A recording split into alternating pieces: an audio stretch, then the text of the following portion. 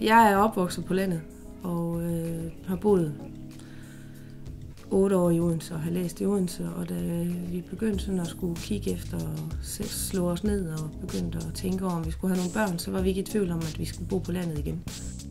Altså, der var nogle ting, vi gik efter. Vi ville have meget plads, og vi ville bo godt.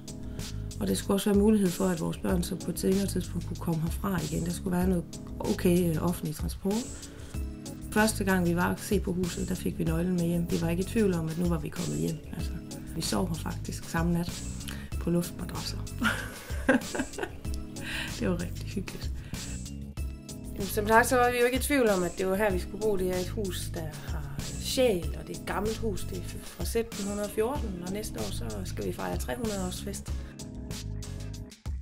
Men der knytter sig nogle værdier til at bo på landet, som er dem, der gjorde, at vi ville tilbage.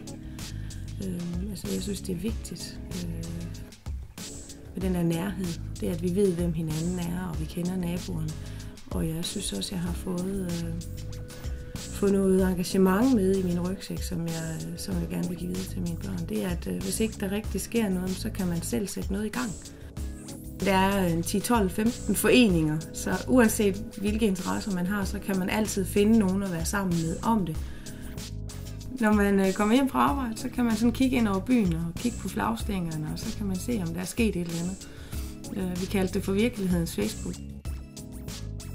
At man kan lege både med bankdirektørens børn og også de børn, der måske ikke har det helt så nemt. Og mine børn kommer også i de hjem, hvor det ikke er så nemt. Altså, det giver mine børn en rummelighed, som jeg virkelig sætter pris på.